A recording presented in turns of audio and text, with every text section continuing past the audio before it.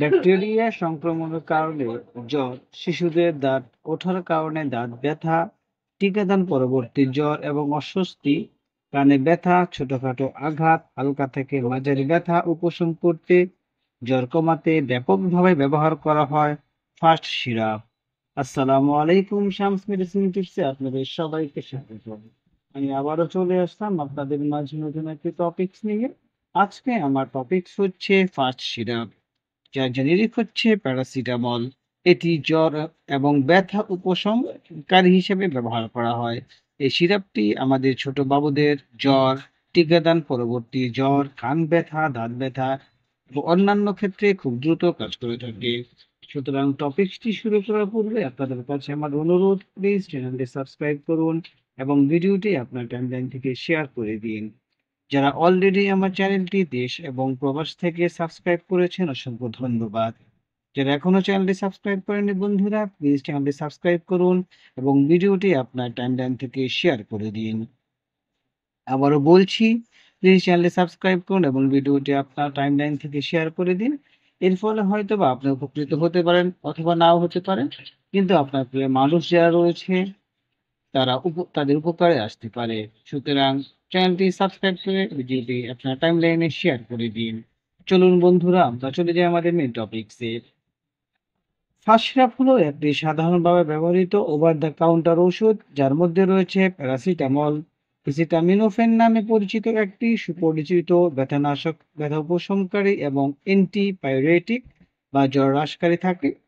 এই সিরাপ ফর্মুলেশনটি বিশেষভাবে শিশুদের জন্য তৈরি, যদিও এটি প্রাপ্তবয়স্কদের জন্য নির্ধারিত হতে পারে যারা তরল ফর্মের ওষুধ পছন্দ করেন। সিরাপ ফাস্ট সংক্রমণ, দাঁত ওঠা, টিকাদান পরবর্তী জ্বর, সাধারণ সর্দি কাশির মতো বিভিন্ন অবস্থার কারণে হালকা থেকে মাঝারি ব্যথা উপশম করতে এবং জ্বর কমাতে ব্যাপকভাবে ব্যবহার করা হয়। অর্থাৎ এই সিরাপটি মূলত শিশুদের জন্য, কিন্তু বড় যারা রয়েছেন, যারা ওষুধ খেতে পছন্দ করেন না, তারাও কিন্তু তাদের জ্বর কমানোর জন্য সিরাপটি খেতে পারবেন। এই পর্যায়ে বন্ধুরা আমরা জানবো এই সিরাপটির কিভাবে তৈরি করা হয়,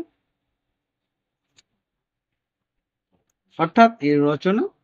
প্রতিটি 5 মিলি সিরাপ সাধারণত 120 মিলিগ্রাম বা 250 মিলিগ্রাম প্যারাসিটামল থাকে, যা ফর্মুলেশন এবং বয়সের উপর নির্ভর করে।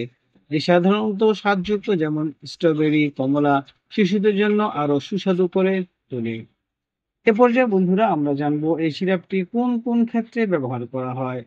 প্রথমে রয়েছে ভাইরাল বা ব্যাকটেরিয়া সংক্রমণের কারণে জ্বর, অর্থাৎ ব্যাকটেরিয়া এবং ভাইরালের কারণে যদি জ্বর হয়ে থাকে তাহলে এই সিরাপটি দ্রুত কাজ করে। মাথা ব্যথা, শরীর ব্যথা, যদি মাথা ব্যথা এবং শরীর ব্যথাও করে, সেই ক্ষেত্রে এই সিরাপটি কাজ করে থাকে। শিশুদের দাঁত ওঠার কারণে দাঁত ব্যথা, অর্থাৎ শিশুদের যখন নতুন দাঁত ওঠে সেই দাঁত ওঠার কারণে কিন্তু ব্যথা করে। সুতরাং সেই ক্ষেত্রে দাঁত ব্যথা কমানোর জন্য ফার্স্ট সিরাপটি খাওয়ানো যেতে পারে। টিকাদান পরবর্তী জ্বর এবং অস্বস্তি, শিশুদেরকে যখন টিকা দেওয়া হয়, টিকাদানের পরবর্তীতে জ্বর আসতে পারে এবং অস্বস্তি ফিল করে, সেই ক্ষেত্রে জ্বর কমানোর জন্য ফার্স্ট সিরাপটি খাওয়ানো যেতে পারে। গলা ব্যথা, শিশুদের গলা ব্যথা এই সিরাপটি কার্যকর। কানের ব্যথা বা ছোটখাটো আঘাত, অনেক সময় দেখা যায় ছোট শিশুদের কানে ব্যথা করে, কানে আঘাত পেয়েছে বা ছোটখাটো আঘাত পেয়েছে, সেই ক্ষেত্রে এই ফার্স্ট সিরাপটি দ্রুত কাজ করে থাকে। প্যারাসিটামল মস্তিষ্কে প্রোস্টাগ্ল্যান্ডিন উৎপাদন বন্ধ করে কাজ করে, যা প্রদাহ, ব্যথা এবং জ্বর সৃষ্টিকারী রাসায়নিক। অর্থাৎ এই সিরাপটি যে প্রদাহ, জ্বর আসে, সেই ক্ষেত্রে এটি কাজ করে থাকে, অর্থাৎ ভালো করতে কাজ করে থাকে। এই পর্যায়ে বন্ধুরা আমরা জানবো যে এর মাত্রা বা সেবন বিধি কিভাবে খেতে হবে। ফার্স্ট সিরাপের ডোজ শিশুর বয়স, শরীরের ওজনের উপর নির্ভর করে ডাক্তারের প্রেসক্রিপশন বা লেবেলের প্রদত্ত ডোজ নির্দেশনাবলী অনুসরণ করা সর্বদা যুক্তিসঙ্গত। তবে সাধারণ নির্দেশিকা রয়েছে, যদিও ওষুধের লেবেলে সব কিছু দেওয়া থাকে, এটাকে অবশ্যই অনুসরণ করা উচিত। তারপরও আমরা বলে দিচ্ছি যে বাচ্চাদেরকে কতটুকু কিভাবে খাওয়াতে হবে। শিশু যাদের বয়স রয়েছে 2 থেকে 3 মাস, তাদেরকে খাওয়াতে হবে 2.5 মিলি। শিশু যাদের বয়স 3 মাস থেকে 1 বছর, তাদের খাওয়াতে হবে 2.5 থেকে 5 মিলি পর্যন্ত। শিশু যাদের বয়স হচ্ছে 1 থেকে 5 বছর, তাদেরকে খাওয়াতে হবে 5 থেকে 10 মিলি। এবং শিশু যাদের বয়স 6 থেকে 12 বছর, তাদের খাওয়াতে হবে 10 থেকে 20 মিলি, এবং প্রতি 5 মিলি সমান 1 চামচ। সুতরাং আপনারা এটা হিসাব করে খাওয়াবেন। সর্বোচ্চ ডোজ সাধারণত প্রতি 4 থেকে 6 ঘন্টা অন্তর অন্তর দেওয়া হয় এবং 24 ঘন্টার মধ্যে 4টির বেশি ডোজ দেওয়া উচিত নয়। অর্থাৎ আপনাকে প্রতি 4 ঘন্টা অন্তর অন্তর, অর্থাৎ সিরাপটি 4 থেকে 6 ঘন্টা অন্তর অন্তর দেওয়া যাবে। তবে 4 বারের বেশি এই ডোজটি খাওয়ানো যাবে না। এ পর্যায়ে বন্ধুরা আমরা কিছু সতর্কতা জানবো, কারণ প্রতিটি মেডিসিনের সতর্কতা রয়েছে। সেই ক্ষেত্রে এই ফার্স্ট সিরাপও তার ব্যতিক্রমী না। সতর্কতার মধ্যে রয়েছে লিভার বা কিডনি রোগে আক্রান্ত শিশুদের ক্ষেত্রে ডোজ সমন্বয়ের প্রয়োজন হতে পারে। অর্থাৎ শিশু যদি লিভার অথবা কিডনি রোগে আক্রান্ত হয়, সেই ক্ষেত্রে কিন্তু প্যারাসিটামল ডোজটি অবশ্যই সমন্বয় করতে হবে। সঠিক ডোজ নির্ধারণের জন্য ব্যবহার আগে বোতলটি ভালোভাবে ঝাঁকিয়ে নিন। অর্থাৎ আপনি যখন ওষুধটি খাওয়াবেন, ওষুধ খাওয়ার পূর্বে অবশ্যই বোতলটিকে ভালো করে ঝাঁকিয়ে নিবেন। পার্শ্ব প্রতিক্রিয়া, প্রতিটি মেডিসিনের বন্ধুরা পার্শ্ব প্রতিক্রিয়া রয়েছে আপনারা জানেন। তো তেমনি করে ফার্স্ট সিরাপও পার্শ্ব প্রতিক্রিয়া রয়েছে।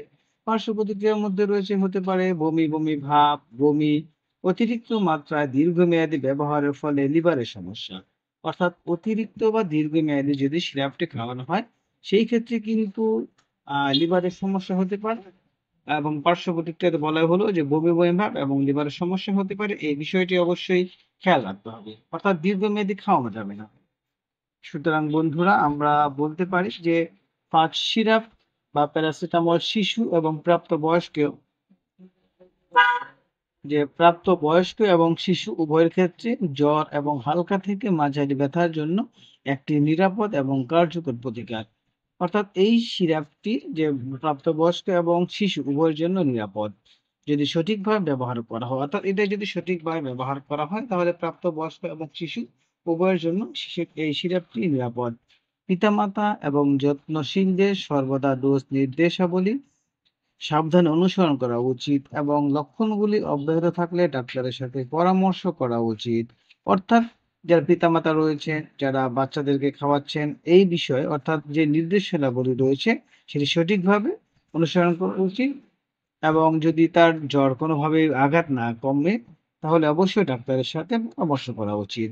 যদিও তুলনামূলকভাবে নিরাপদ ওষুধ হিসেবে বিবেচিত হয়।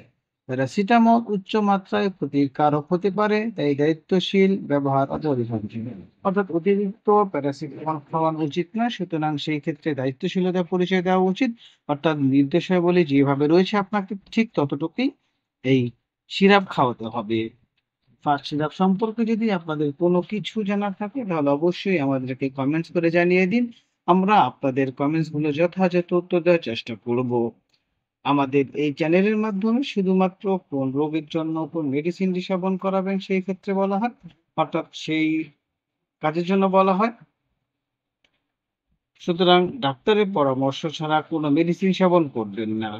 আপনি যদি প্রয়োজন বোধ করেন, তাহলে একজন অভিজ্ঞ ডাক্তারের পরামর্শ নিয়ে সেবন করাতে পারেন, অথবা আপনার পাশে যে রেজিস্টারকৃত স্বাস্থ্যসেবা কর্মী রয়েছে তার সাথে আলোচনা করে আপনি এই সিরাপটি আপনার শিশুকে খাওয়াতে পারেন। অথবা আপনি যেটা বলা হচ্ছে যে আপনি নিজে সেবন করবেন বা অন্য কাউকে সেবন করার জন্য উৎসাহিত করতে চাইলে অবশ্যই ডক্টরের পরামর্শ অনুযায়ী সেবন করার জন্য তাদেরকে বলবেন। কোনোভাবেই ডক্টরের পরামর্শ ছাড়া মেডিসিন সেবন করবেন না এবং মেডিসিন সেবন করা থেকে উৎসাহিত প্রদান করবেন না। ভিডিওটি যদি আপনাদের ভালো লাগে এবং উপকারী মনে হয়, তাহলে অবশ্যই বন্ধুদের সাথে শেয়ার করে দিন।